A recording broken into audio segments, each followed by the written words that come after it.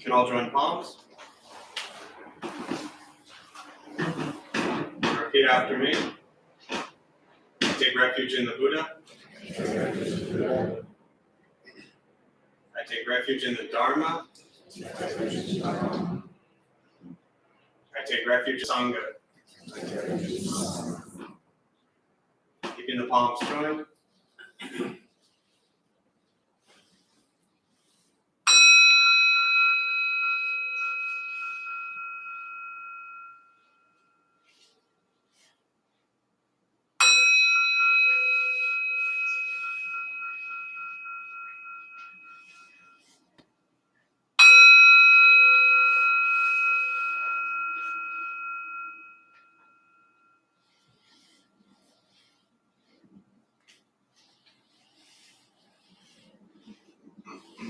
Put the palms down.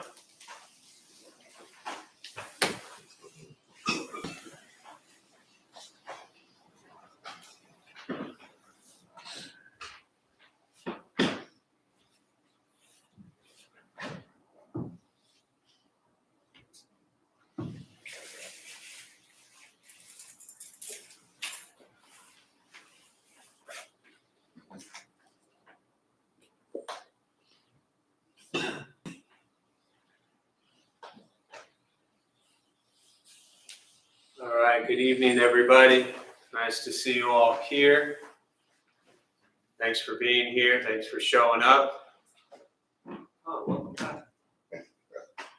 That's great because 3 people just thought I said that to them. Like all now.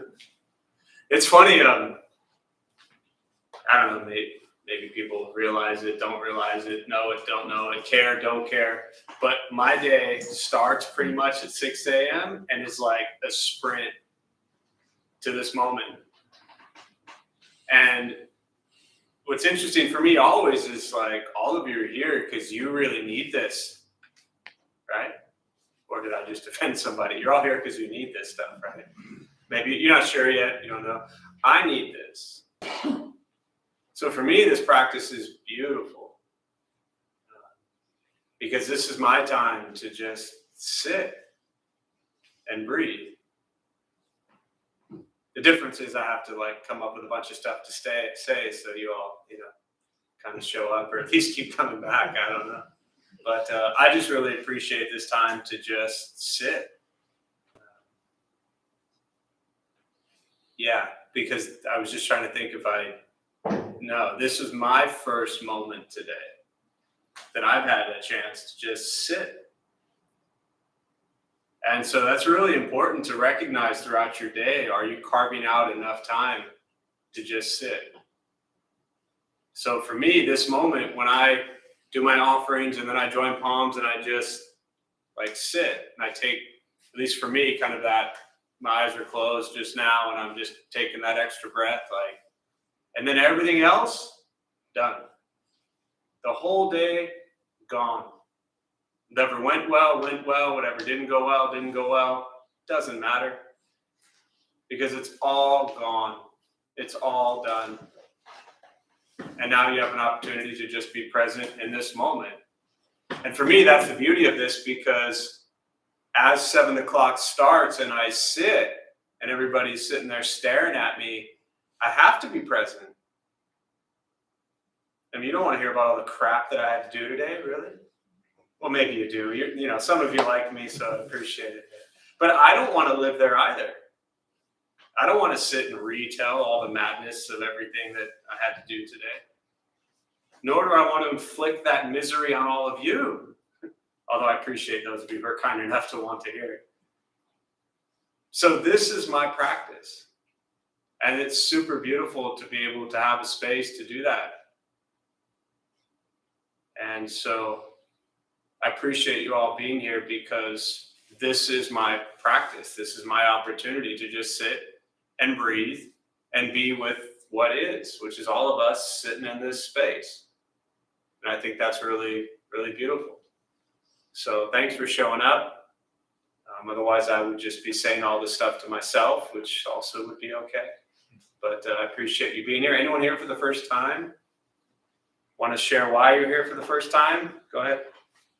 I guess I should ask you if you want to share before I say go ahead. No, it's all right. My friend Mark Yeah. told me about it, and thought I'd check it out. Nice. Did he tell you we've known each other about 40 years, pretty much? Yeah. Indeed. 35. Yeah. I don't want to age us too much. Yeah. Well, welcome. Who else? First time? What brings you here? I'm gonna, my roommates told me about it, so I thought I was gonna check it out. Right on. Glad you're here. What else? I saw a couple hands in the back, I think. Yeah, go ahead. Either of you. On this good. How's it going so far? Amazing. Amazing. Right on. We didn't even do anything yet. That's great. Yeah, no, right there in the middle. Yeah. Also looking for a community and spiritual community and meditation. Nice. Well, glad you're here. Welcome. No one else? First time? Want to share why they're here?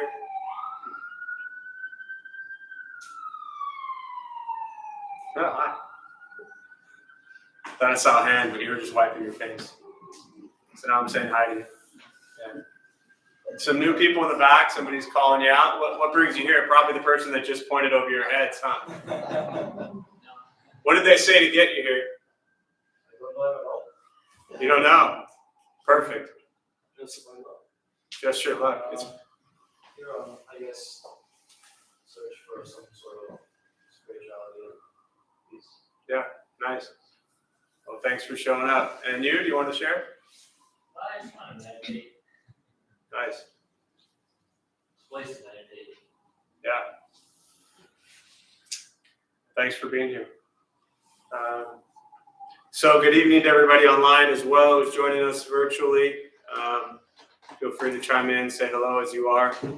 We'll start with a meditation practice. A couple things to tell you for those who are maybe new or joining for the first time. Nothing's going to happen to you. You're not going to float away. You're not going to have any mystical, magical experiences. The mind that races all day long is not going to shut off. Don't judge your practice, meaning don't ask yourself, is this working or not working? Are we doing it right or wrong? We're just going to sit, we're going to breathe. You'll hear sounds inside the room, sounds outside. This is life. Life is filled with chaos. And this practice is learning to get quiet and still within all of the chaos. If you are doing a meditation for the first time, just keep in mind that you're not going to shut your mind off. The goal is not to go blank or think nothing. Your mind is going to continue to race just as much as it always does. I'll say things periodically to remind you that you're lost in thought and bring you back to the present moment, or to wake you up because you're tired and you've fallen asleep. So one or the other. Posture, you just want to be comfortable. If you are in a cushion, often helps slide into the front third. Pushing the stomach forward allows the back to straighten. Shoulders are relaxed. If you're on a bench or a chair, also just trying to sit up straight, relaxing the shoulders.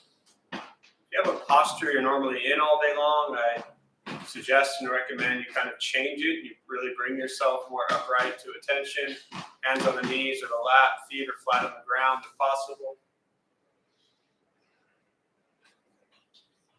If you need to move, simply move. Movement doesn't make you a bad meditator, it just means your leg hurts. Or whatever it means. I'll guide us as we begin, and we'll settle into a little bit of silence. Most importantly, do not expect anything. We're just going to sit and breathe.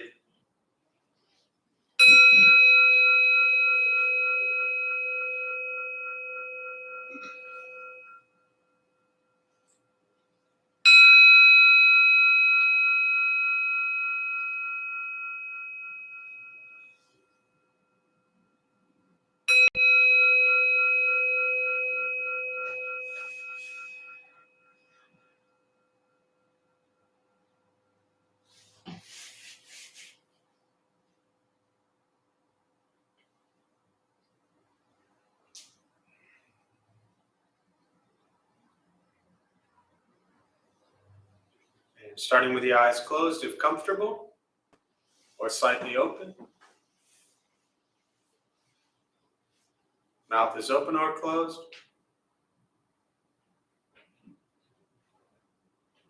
We'll start with taking 3 deep breaths, slowly.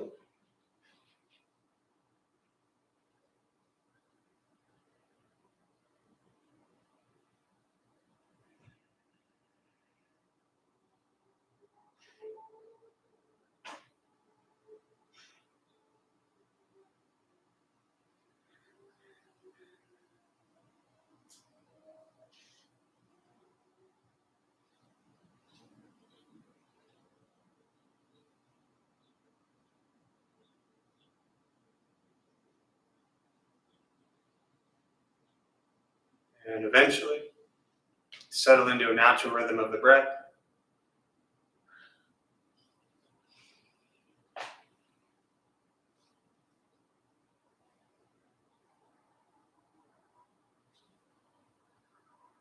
Noticing the mind as it wanders, jumping from thought to thought.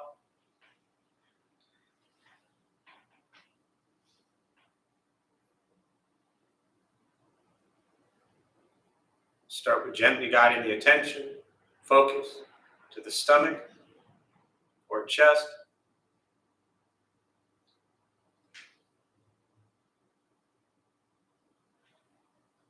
Breathing in, feel them rise.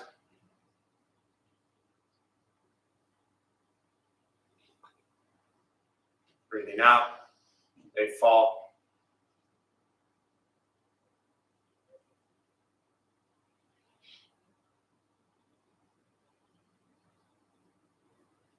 Simply continue this practice, observing sensation of breath.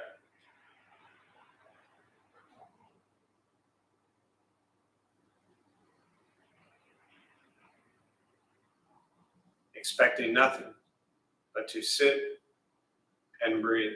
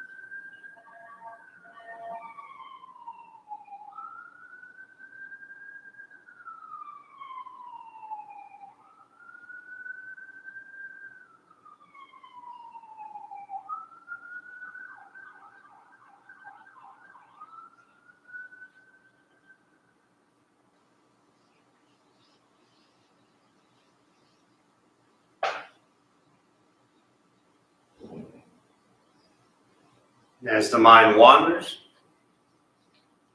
lost in thought,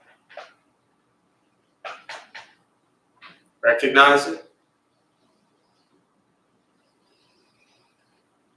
release that thought, return attention, focus to the breath.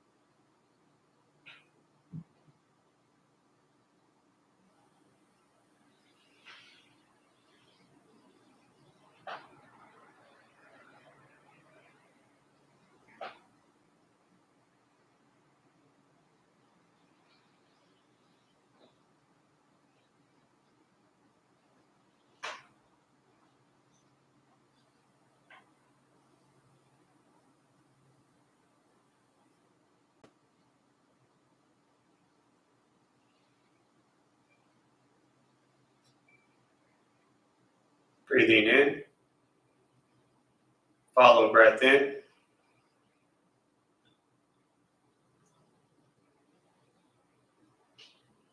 Breathing out. Follow breath out.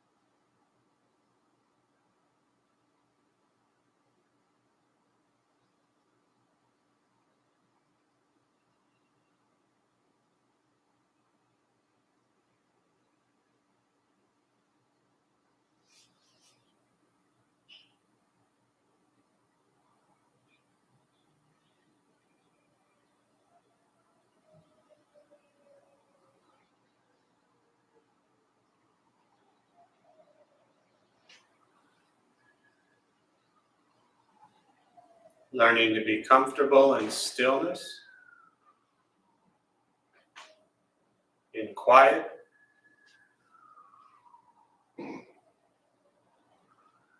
Just sitting, breathing.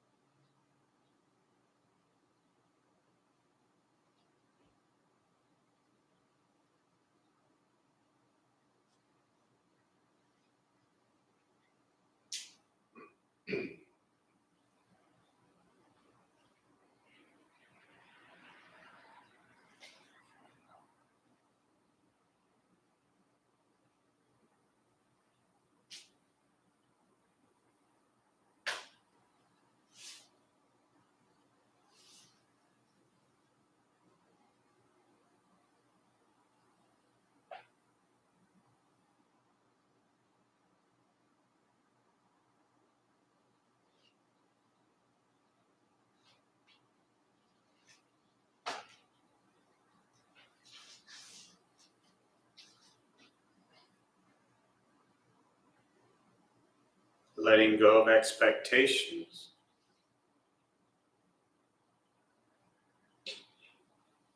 letting go of judgment,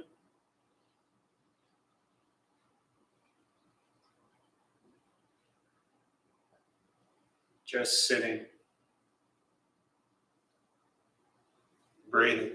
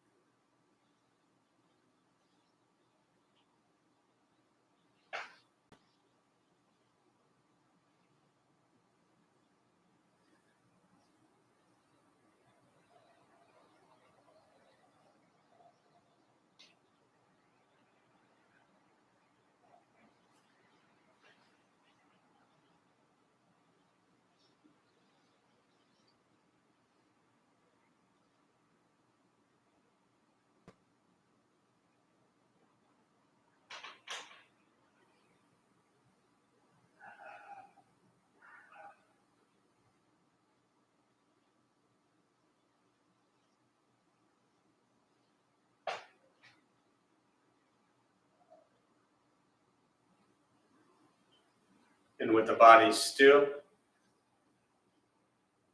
rested,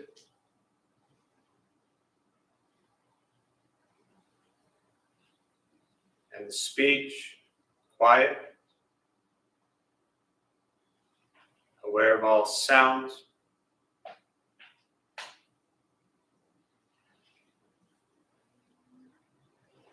and the mind learning to settle.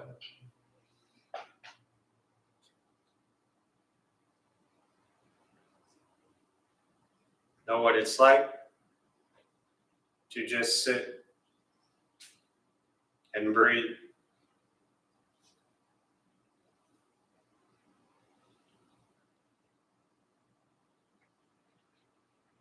Knowing with each breath, there's nothing else to do.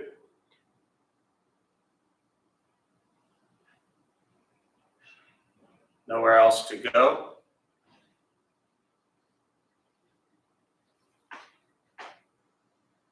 And no one else to be.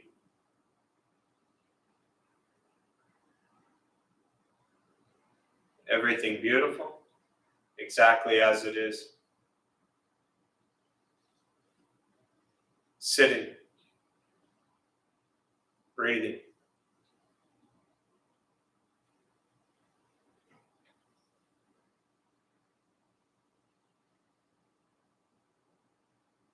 Once again, taking 3 deep breaths, slowly.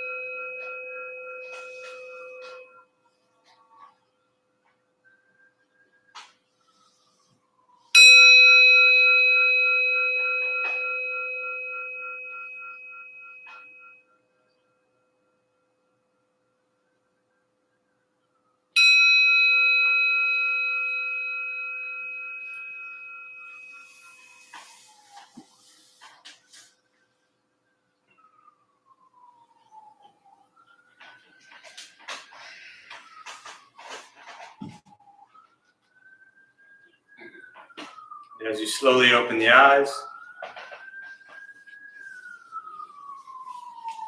slowly beginning to move. The most important practice of meditation is to recognize how you feel now, immediately after.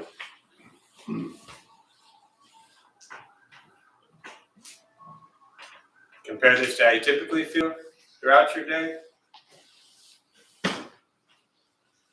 Recognize the difference, if there is one. Ask yourselves how you prefer to feel every day for the rest of your life.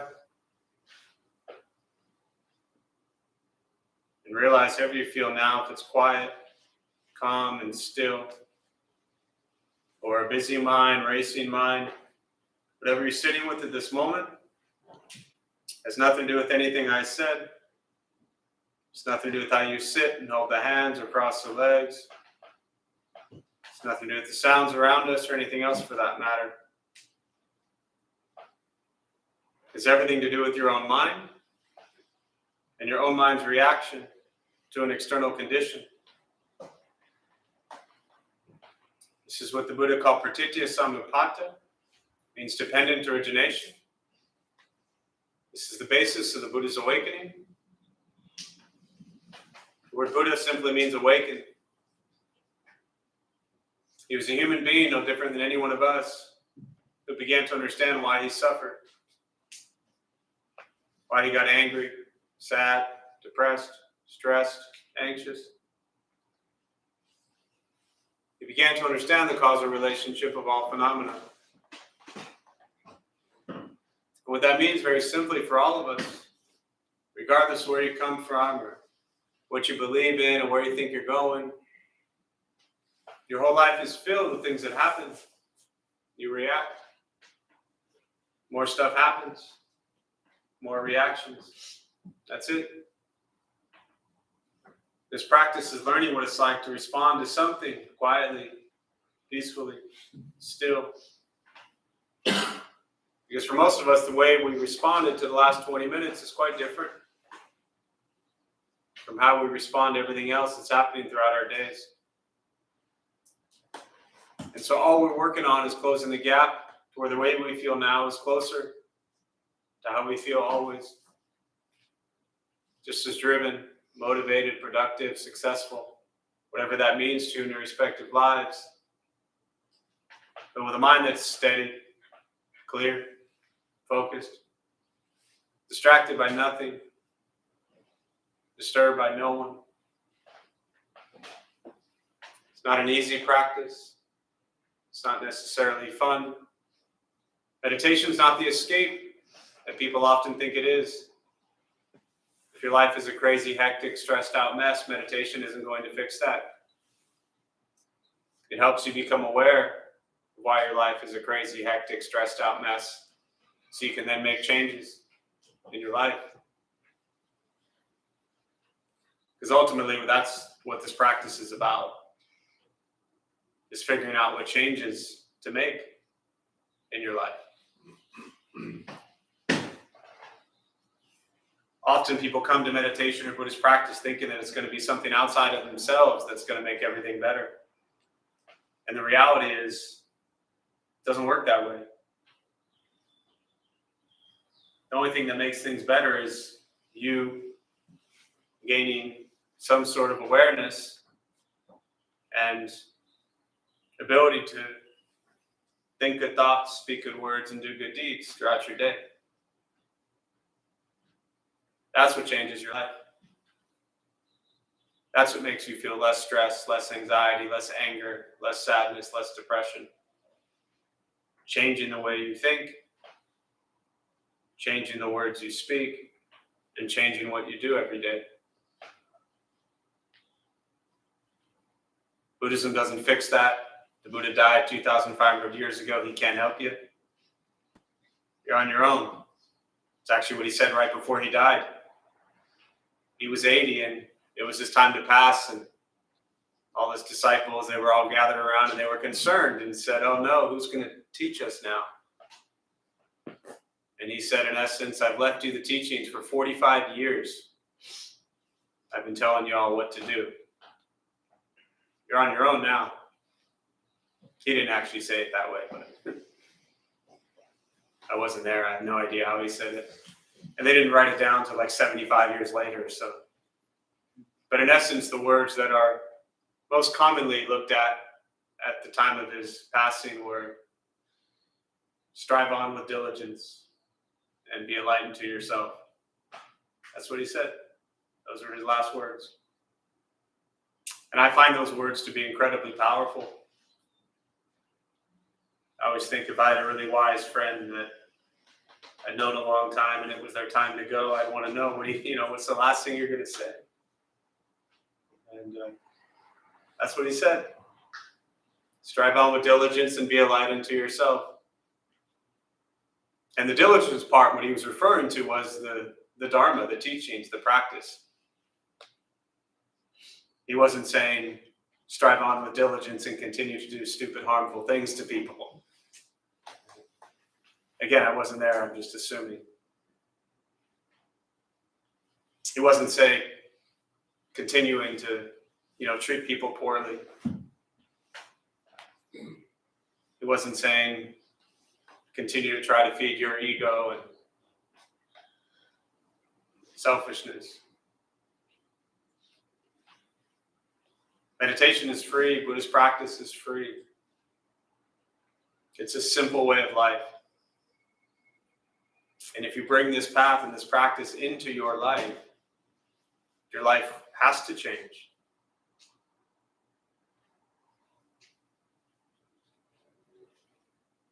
But that's up to you. And I really, I appreciate some of you are brand new, some of you have been around this stuff for a long time, and, some of you are everywhere in between that. But for me, I always appreciate people who just continuously show up. And I don't mean necessarily showing up here, just showing up to practice, to learn, to study, to meditate, whether it's here or anywhere. Just keep showing up, whatever that means to you in your life with whatever you're doing. Because it'll make a difference. Might seem slow, but it'll sink in eventually. In fact, when the Buddha first awakened, he was 35 years old, and he had a deep understanding of the nature of his own mind and what we call the Four Noble Truths, that life is filled with suffering. Doesn't mean all of life sucks, it just means we're going to suffer a lot. He understood the cause, which was greed, anger, ignorance, so we practiced generosity, compassion, and wisdom to overcome that. He understood the cessation of suffering, the ending of suffering, and the path, the Eightfold Path, correct views, thought, speech, action, livelihood, effort, mindfulness, concentration, all of that on Google for free. And but the story is that he figured all this out, and his first thought was, nobody's going to understand this. And he wasn't going to go teach.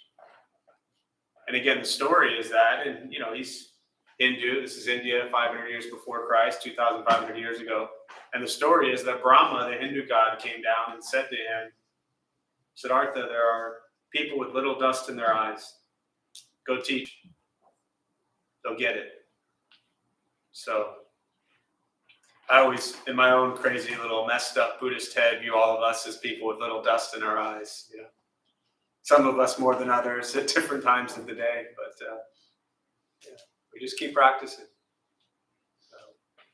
So, with that, I'll pause and just open up to questions. For me, I really just prefer to respond to questions, so we'll use the rest of our brief time tonight. And for those who are joining virtually, again, welcome. There's a chat box on your screen. Feel free to share any questions or thoughts there, and I'll do my best to respond.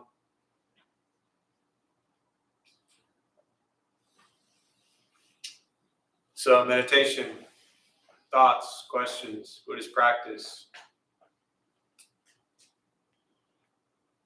There's a comment here. I had the luxury of meditating at home with its thin walls. I could hear my neighbor's 4-year-old bullying their 2-year-old. My thoughts started attaching to my own issues with my older brother. Had to consistently return to breath and center. It was a good session. Thanks, Griffin, for sharing that. Yeah, crazy how quickly we're triggered. Certain things cause certain thoughts, cause certain emotions. So questions? Yeah.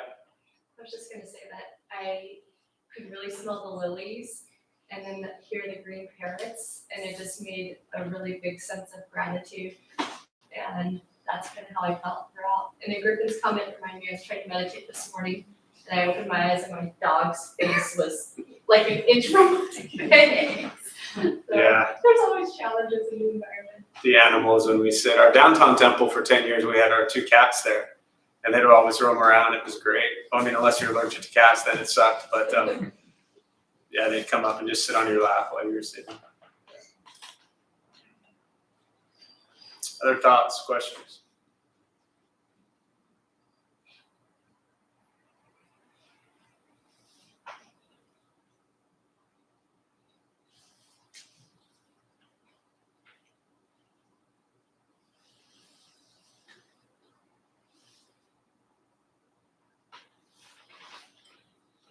If I get a question that is relevant to, it's just brought up, and that is sort of those Proustian moments, Marcel Proust wrote about this extensively, about how, and everyone can relate to this, where like you smell something and all of a sudden boom, you're back in your grandmother's basement or something. But did he teach anything in association with our senses and how to disconnect from that sort of tunnel that is created in our mind? Yeah. So the question around the senses, and to use your words, which I'll touch on in a minute, but to disconnect from them or their teachings around that, it's my everyday practice.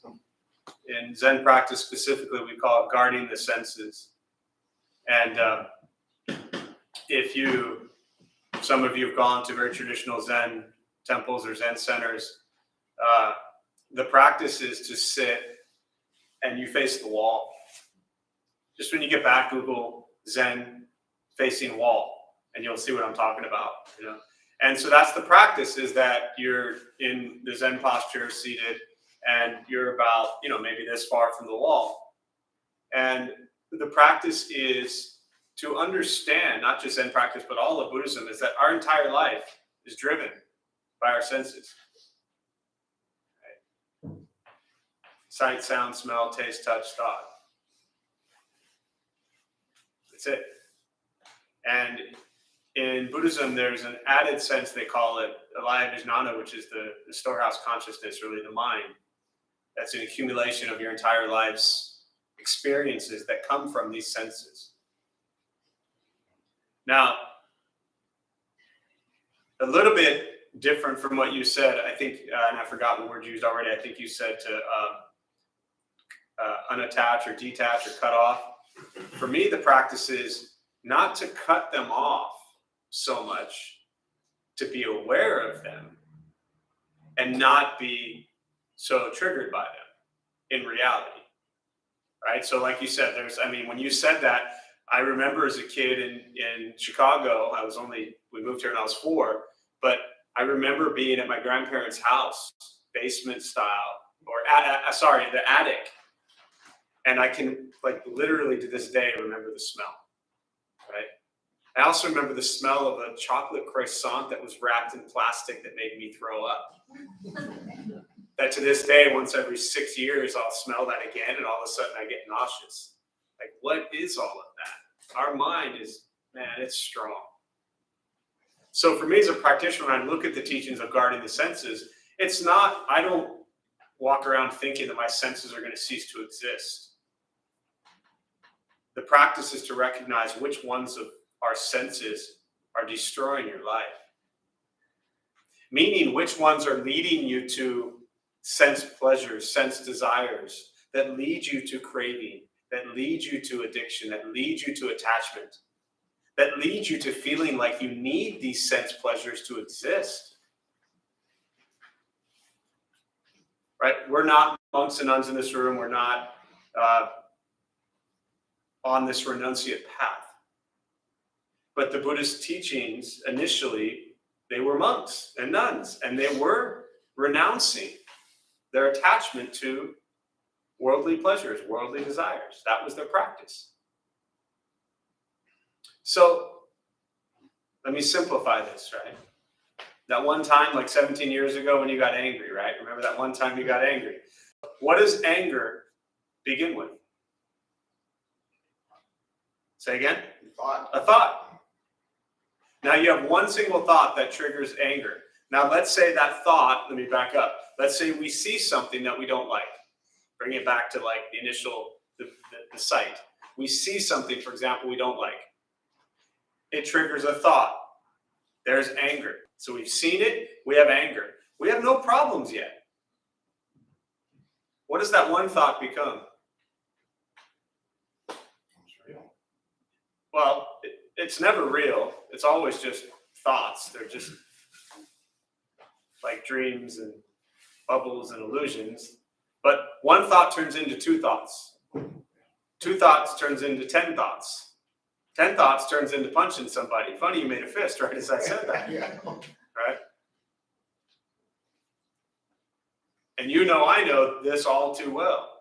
Right? It's the thoughts lead to the fist, lead to punching somebody. But can you guard your senses and recognize, okay, I see something I don't like. Breathe in, breathe out, recognize it. Guard yourself. To me, guarding the senses is about protecting yourself from actions you would take that will cause harm to self and others. And very often in our lives, we don't think about other people. We just see it, we think it, and we act. We don't always recognize what our thoughts and words or actions, how much they're messing up other people's lives. Right? We just think about, what's my thought? What's my desire with this thought? What's my action with this thought? And we're just stuck on us. And we don't even recognize how much we're messing with people.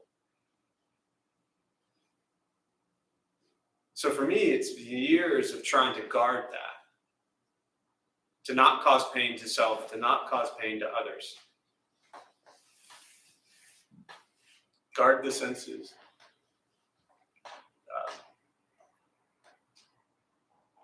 That help?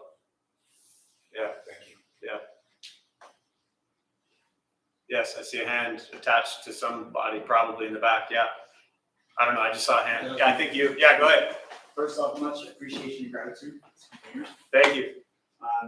For the last several weeks, I've been on a trying to heal some trauma in my life, and in these weeks, I've been focusing on attuning to feelings. You know, sharpening on feelings such as shame and guilt, right?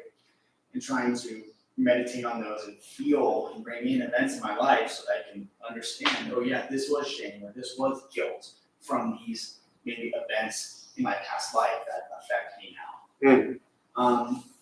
My question is, do you have any advice on, maybe through symbolism, on how I can be able to release that, you know, those sort of chains of shame and guilt or other feelings, of any feelings at all, to be able to just allow them to be released and forgive and let go?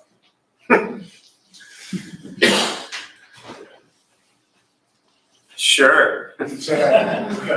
Everybody's sitting here waiting for the answer, you know, just to solve all of our problems at once. I appreciate you sharing that. It's beautiful. To kind of paraphrase for those who maybe didn't hear it, the last few weeks, been on a journey dealing with trauma, past trauma, dealing with shame, dealing with guilt, and how do you just release it all and have forgiveness? Yeah? Close? Oh, go ahead. Yeah. Yeah? Close enough? Yeah. Yeah. Whatever happened, it's not your fault.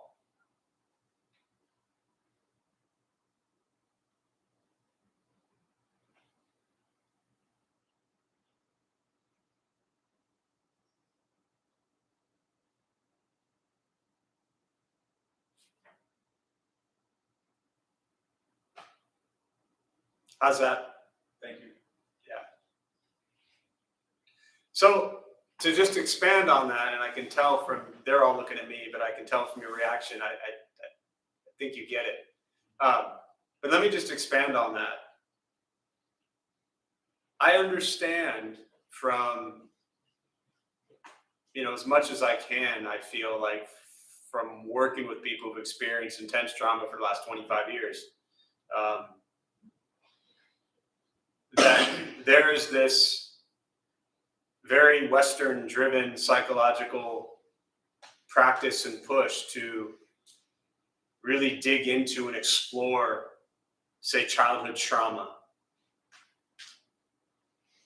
And every therapist will lead you down a different way to do that, ultimately trying to get you to do exactly what you just said, which was release it. Okay? Yeah. What I'm suggesting is stop picking it up. By release, I mean like set down. Like I want to set this down. I want to stop carrying this. I want to let it go. I want to release it. You don't have to put down something you never picked up. That doesn't mean the trauma didn't occur. That doesn't mean it's not impacted your entire life, nor does it mean that it's not going to continue to impact your entire life. But your question was not around how do I make sure past trauma doesn't impact the rest of my life? Your question was around how do I release it and find forgiveness towards self and others. You didn't say that, I added that part. But the answer is the same. If the forgiveness has to do with yourself, and very often, say childhood trauma as an example does, it's not your fault that that occurred. Yet, as children, we grew up thinking that that was our fault. And we've ingrained that in our head over and over and over again. And now we're trying to release that. Stop blaming yourself. And there's nothing to release. I know, easier said than done, of course. But I'm just giving you a different way of looking at it. The flip side is for the individual, potentially, I don't know your story, so I'm just rambling here for everybody. Just like, I'm just making this stuff up as I always do. But for the individuals that do the things that causes one to experience trauma, you think they experienced trauma? Abuse?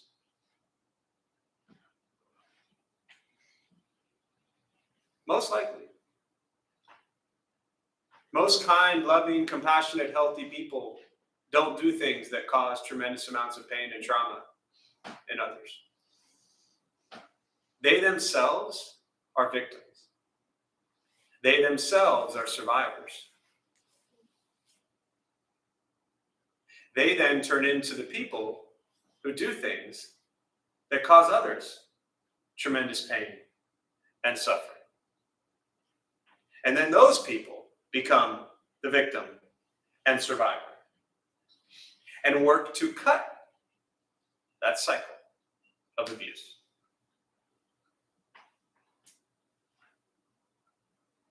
And you work hard at it. Honestly, it's what leads most people here. This one thread of dialogue, discourse.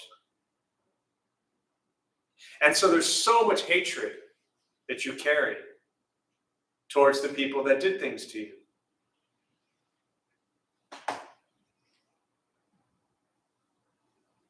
What if you see them as a 10-year-old child being beaten and abused?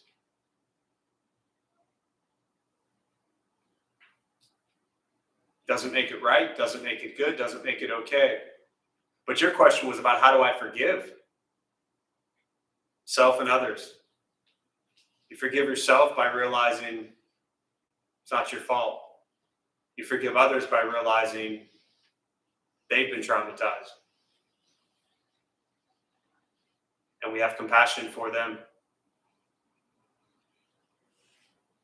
There was a hand in the back.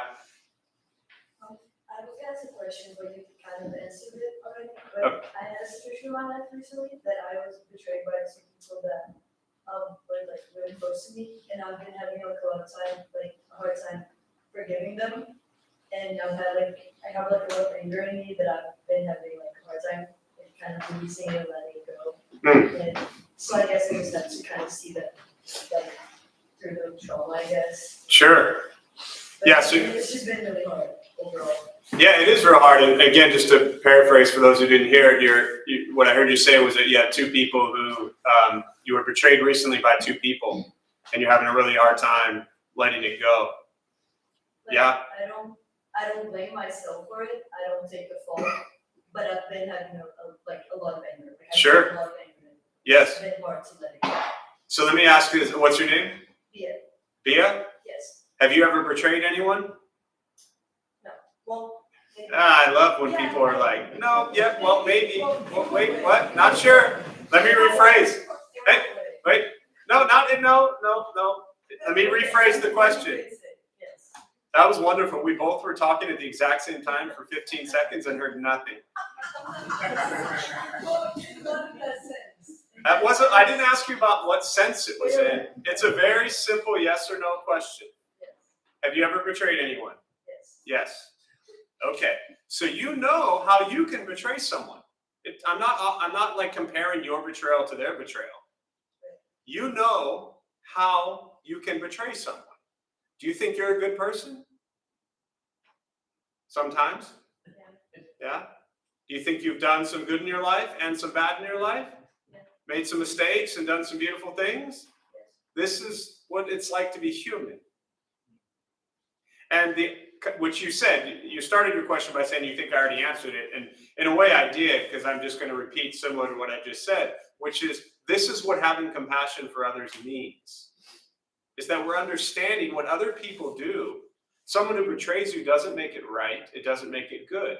And it hurts. But the betrayal, again, each situation is different, but typically it happened, right? Maybe once, maybe twice, maybe three times, who knows, but it happened. But you're living it over and over in your head consistently, every day, every moment. So your anger is just never going away because you're replaying over and over and over in your head what they did instead of moving on with your life. Don't allow people to own so much space in your head. You got better stuff to do. But also have compassion for the fact that if you could betray somebody, so can they. So, yeah, not easy. You're right. Yeah.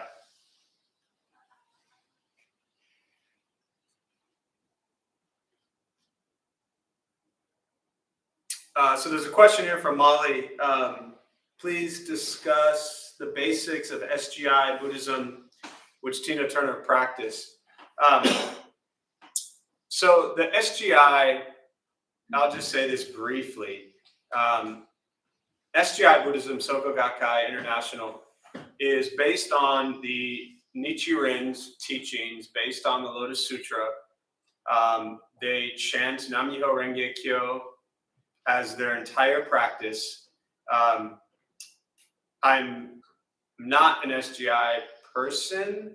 I'm not familiar with the intimacies of the practice. What I will say about SGI Buddhism is that it is one of, if not the only school of Buddhism that says this is the only way to practice.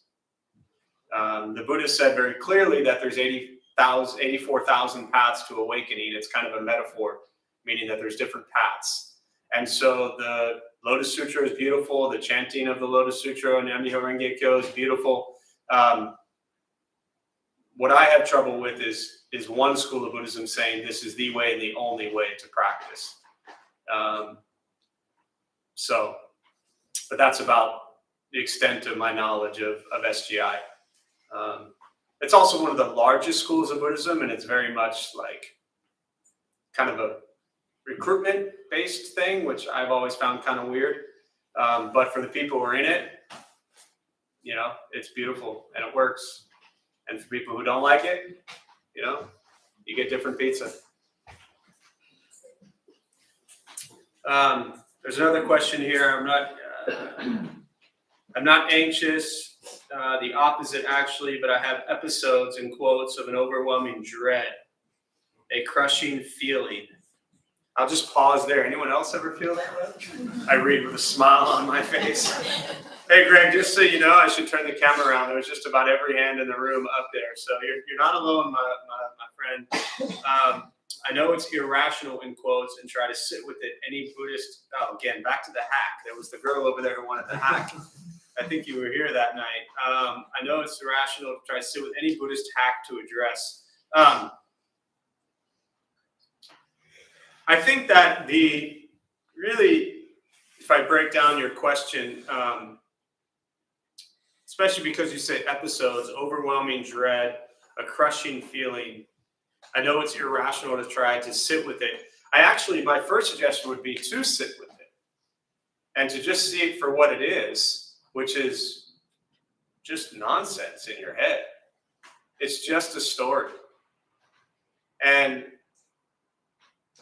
when we sit with it, which again, I suggest sit versus say escape. Anyone who battles with addiction or anything else for that matter, anytime you have these feelings of dread, to use your words, or overwhelming dread and a crushing feeling, that's usually the moment people turn and run to some sort of addiction, something to take away that dread, take away that crushing feeling. And my first suggestion always is to sit with that, but to see through it. By see through it, meaning that it's as impermanent as everything. So that episode, that just crushing feeling will pass. The danger is if we try to escape from it when it's there, one, we're actually seeing it as something that's real that we have to solve and fix and run away from. Versus seeing, as they say in the Diamond Sutra, a dream, a bubble, an illusion. That's just your story, man. About something that happened in the past, something that happened this morning, something that you think is going to happen tomorrow. And you just get that overwhelming sense of misery that seems almost impossible to sit with. That's when you sit with it. Buddhist teachings on impermanence, all conditioned phenomena come together for a period of time and then cease to exist, including our thoughts. And the most interesting thing is, I get it, if the thoughts are about something that happened in the past, then maybe we can say, hey, this is causing the feeling today. But so many of people's feelings like that aren't even about the past, it's about the future. The fear, the worry, the loneliness, the sadness, the concern, and none of those thoughts are real because you're not even past sitting here right now. But all of a sudden you've created a whole story for the next 30 years of your life that are just absolutely miserable. And you want to run away from it. If you're someone in here who does that going forward. If it's stuff in the past, then man, you're just sitting with stuff that's in the past. It's done, it's over. Yes, it's impacting you today. Don't make it worse by doing stupid stuff. So the hack is learn to be with it. That's the hack. And it ain't a quick one, my friend. But for those who are maybe brand new to Buddhism, just to kind of wrap up this thought, is that this path, this practice, doesn't fix things. So often, and for those of you here all the time, you've heard me say this, for those who might be brand new, this path doesn't fix your problems. It helps you understand that there are no problems. And when you can begin to understand that there are no problems, there's just moment-to-moment experiences, then life becomes incredibly beautiful and incredibly painful.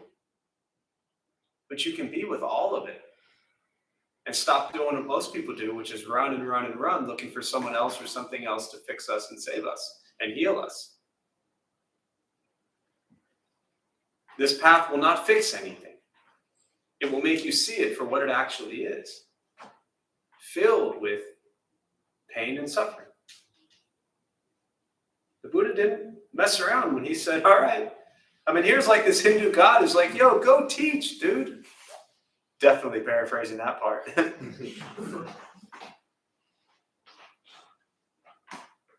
And he was like, nobody's gonna get this.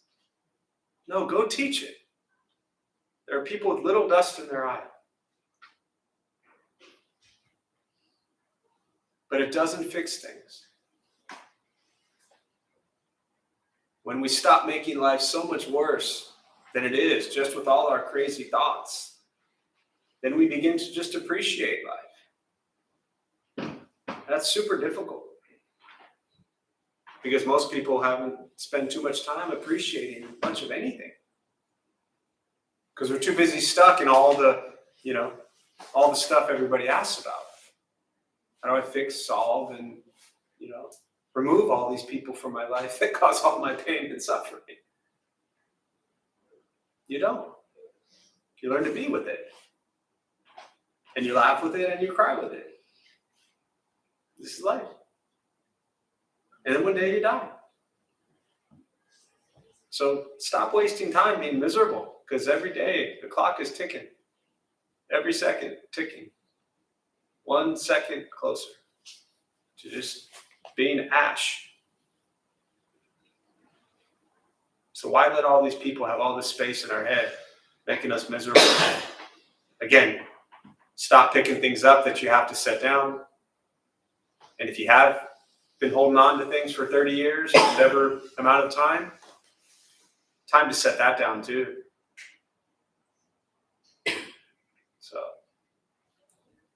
I think I'm definitely going to close on that. We'll join palms. May the benefit of this practice be shared with all beings in all directions. May all beings be at peace. May all be free from suffering. May any merit gained from this practice be transferred to those who need it most.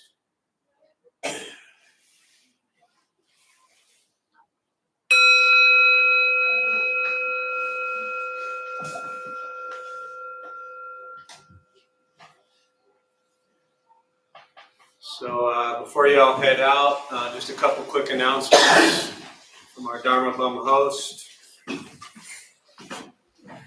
Eddie. Sorry. Hello, everyone. I'm tonight's host, Eddie. We opened the Dharma Bum Temple 17 years ago to introduce Buddhist practice to those who show up. Those who lead are not nuns, monks, gurus, teachers, and are not looking for students. They're simply practitioners sharing their interpretation of the practice. Every night we have different classes led by different people from various Buddhist traditions. We have a recovery sangha that meets several times a week for anyone battling addiction, and our food redistribution program is every Thursday at 5 p.m. We have classes and programs every day, and everything we offer here is always free. The full schedule is on our website and also posted on the entryway above the shoe rack. We also have a lending library. If you see a book you like, feel free to borrow it and then bring it back whenever you're done with it. Please straighten your chair, your seat or cushion before you head out. If a few people can stay to close the latch on the windows, that would be helpful. Thank you for being here. We wish you well and hope to see you all again. Thanks, Eddie. Thank you all.